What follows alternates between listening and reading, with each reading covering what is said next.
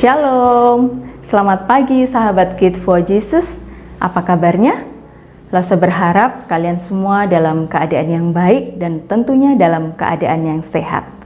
Teman-teman semua, sebelum kita melanjutkan ibadah kita pada hari ini, Lose terlebih dahulu akan ingatkan, apakah kalian sudah pegang Alkitab masing-masing?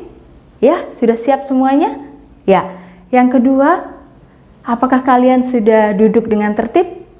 Karena kita akan segera memulai kebaktian kita pada pagi hari ini.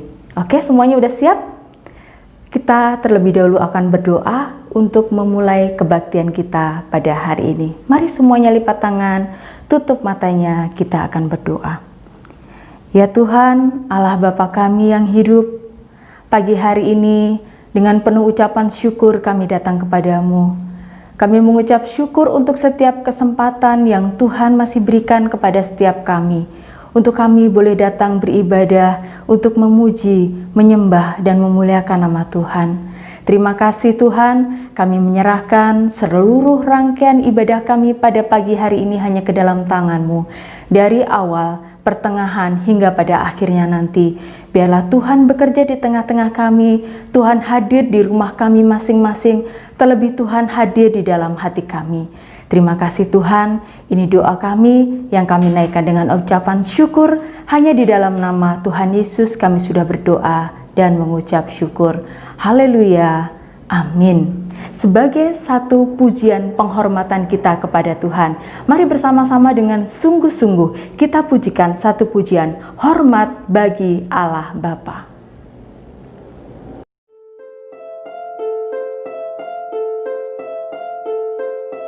Hormat bagi Allah Bapa, hormat bagi anaknya, hormat bagi Roh penghibur, ketiganya yang esa.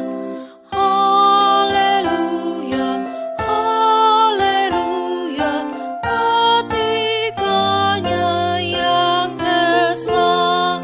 Hormat bagi Allah Bapa, hormat bagi anaknya, hormat bagi Roh penghibur, ketiganya yang esa.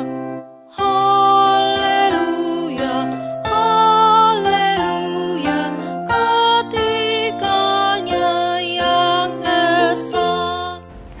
Teman-teman, Lose undang semuanya untuk bangkit berdiri. Mari kita bergerak untuk menggerakkan tubuh kita. Lose akan putarkan satu video dan kita akan menyanyi bersama-sama. Mari ikutin pujian dan ikutin gerakan yang ada dalam video ini.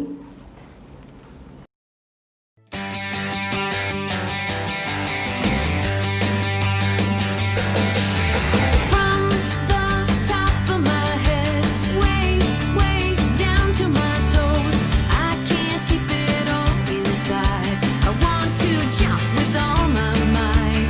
From the top of my head, way, way down to my toes, I can't keep it all inside.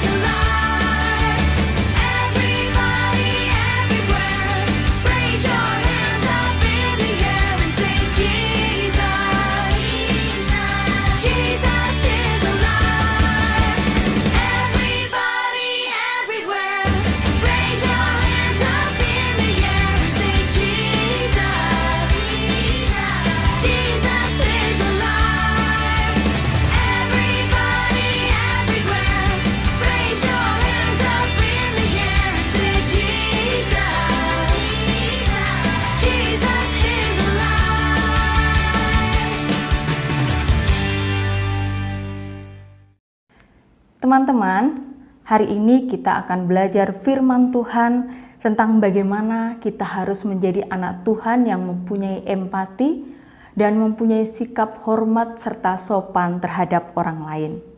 Firman Tuhan hari ini berjudul Tamu adalah Raja. Bahan firman Tuhan, teman-teman bisa buka di dalam Alkitab masing-masing. Ayo silahkan dibuka Alkitabnya. Di dalam 2 Raja-Raja pasal 4 ayat 8 sampai dengan ayat 17. 2 Raja-Raja 4 ayat 8 sampai dengan ayat yang ke-17. Kalian boleh baca nanti ya, Losa akan mulai bercerita. Di awal tadi, Losa Ratna sempat ucapkan satu kata empati. Apakah kalian tahu apa itu empati? Ya, Losa akan beritahukan. Empati adalah kemampuan kita untuk dapat masuk dan merasakan serta menempatkan diri kita pada posisi orang yang sedang merasakan sesuatu. Losa ulang sekali lagi. Empati adalah kemampuan kita untuk dapat masuk dan merasakan serta menempatkan diri kita pada posisi yang orang lain sedang rasakan. Agar lebih mudah mencernanya, Losa akan berikan contoh. Semisal ada teman kita yang sedang berduka. Kita pasti akan mengucapkan turut berduka cita. Nah, empati itu ketika kita bukan hanya mengucapkan ucapan duka cita atau bela sungkawa, dan itu hanya keluar dari mulut bibir kita saja. Tetapi kalau empati itu lebih kepada kita mengucapkannya dan kita juga turut merasakannya dari dalam hati kita. Seakan-akan seolah-olah kita yang sedang merasakan duka cita.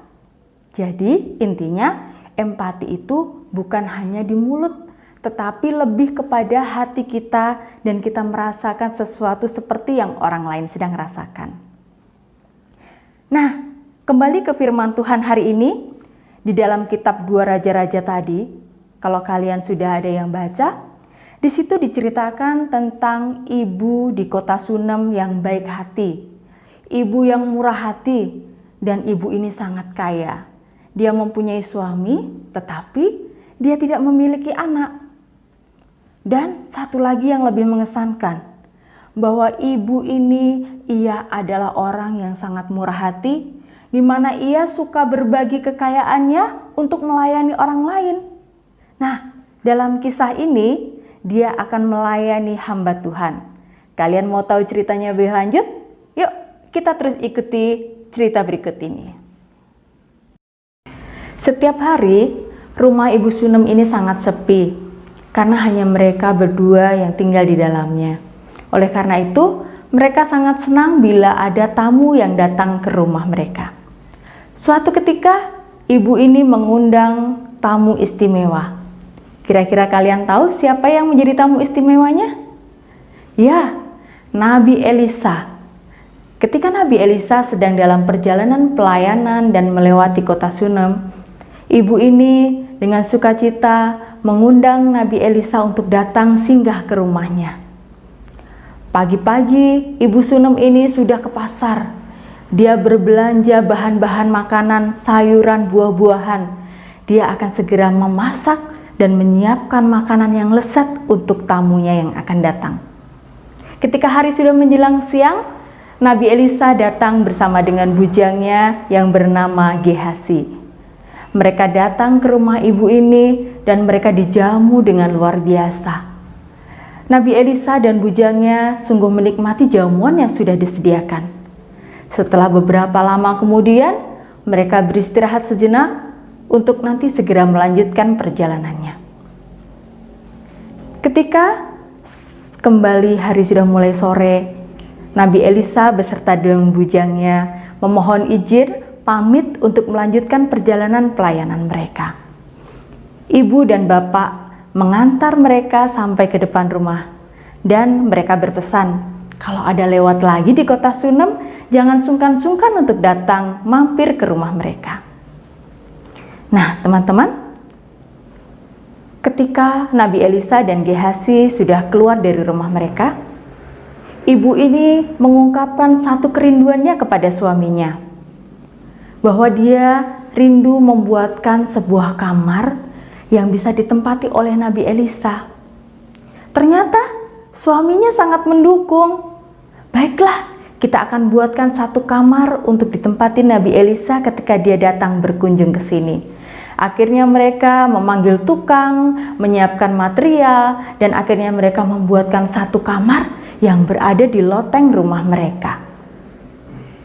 Ketika tiba saatnya Nabi Elisa sedang dalam perjalanan di kota Sunem, dia teringat akan kebaikan ibu dan bapak tadi.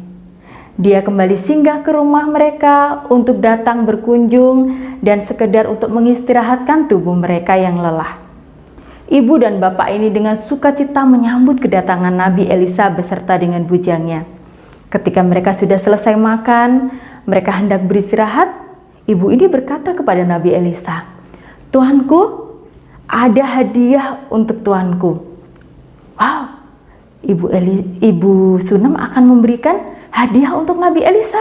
Apa kira-kira hadiahnya? Ayo, siapa yang tahu? Iya, ibu dan bapak tadi mengajak Nabi Elisa beserta dengan bujangnya ke loteng. Ternyata ibu tadi menunjukkan sebuah kamar yang sangat bagus, yang sudah ada tempat tidurnya, meja kursinya, juga ada lampu sebagai penerang. Kemudian ibu tadi berkata, Tuan silahkan beristirahat di kamar ini. Kamar ini khusus kami buatkan untuk tuanku." Wah, betapa senangnya Nabi Elisa beserta dengan bujangnya, karena ternyata mereka mendapatkan suatu keistimewaan, mendapat suatu pelayanan yang sungguh luar biasa dari ibu ini. Ketika ibu tadi sudah kembali ke bawah, Nabi Elisa bercakap-cakap dengan bujangnya, "Gehazi, ibu ini terlalu baik buat kita. Dia banyak berbuat baik bagi kita. Kira-kira apa ya yang bisa kita berikan untuk membalas kebaikannya?" Gehazi berpikir, "Tuan, kalau kita mau memberikan sesuatu, sepertinya mereka semuanya sudah ada, karena mereka ini orang yang sangat kaya. Tetapi ada satu yang mereka belum punya. Mereka belum mempunyai anak." Nabi Elisa berpikir, "Oh, betul sekali Gehazi. Ibu ini tidak mempunyai anak. Mari kita doakan agar mereka mempunyai anak. Kamu panggillah ibu untuk naik ke atas sini." Kemudian Gehazi dengan perlahan dia turun memanggil ibu Sunem ini untuk naik ke loteng.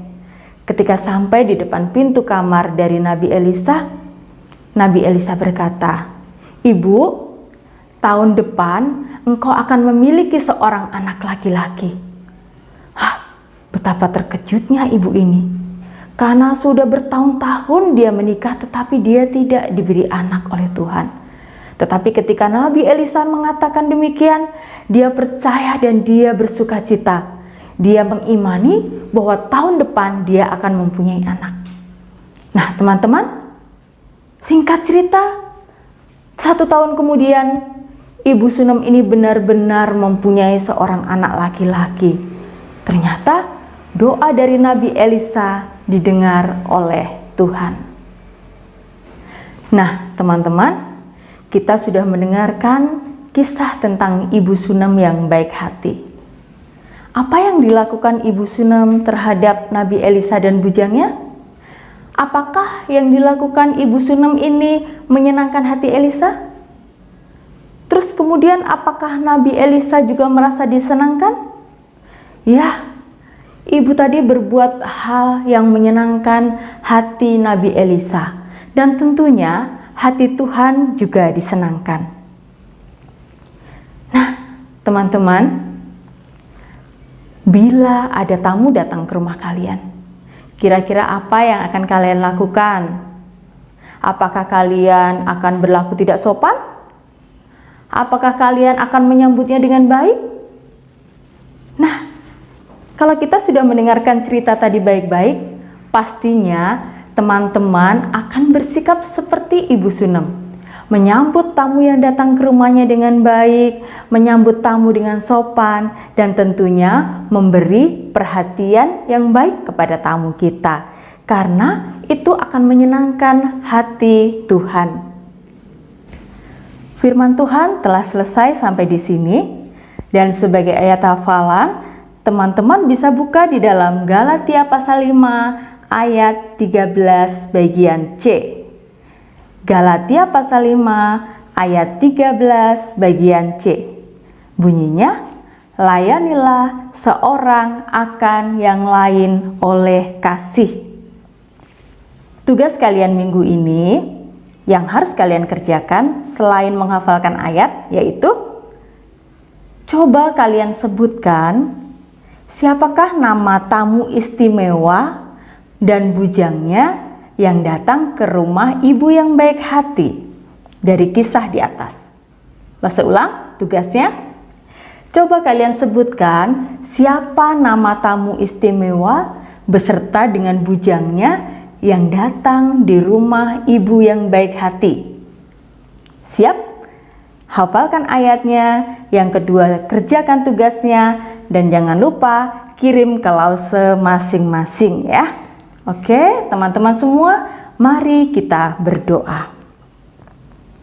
Tuhan Yesus, terima kasih firman-Mu mengajarkan kepada kami agar kami dapat berlaku sopan, hormat, dan berbuat kasih kepada orang lain. Memperhatikan orang-orang di sekitar kami yang memerlukan uluran tangan kami. Sebentar kami juga akan memberikan persembahan syukur kami. Kiranya Tuhan memberkati persembahan ini untuk kemuliaan bagi nama Tuhan. Terima kasih Tuhan, di dalam nama Tuhan Yesus kami sudah berdoa. Amin. Nah teman-teman, persembahan kalian dapat kalian transfer ke rekening yang tercantum di layar kaca kalian atau scan barcode, atau juga kalian bisa taruh di dalam amplop, dititipkan kepada papa mama, dan nanti papa mama akan transfer atau akan kirimkan ke gereja. Tuhan memberkati setiap apa yang kita lakukan, yang kita persembahkan dengan sukacita. Ibadah kita selesai, sampai jumpa minggu depan di sekolah minggu. Jangan lupa tetap jaga kesehatan, tetap di rumah, kalau harus keluar harus pakai masker. Tuhan Yesus memberkati. Dadah. Nah, teman-teman, Lose ucapkan terima kasih buat kalian yang sudah mengumpulkan tugasnya dan juga buat kalian yang sudah menghafalkan ayat di setiap minggunya.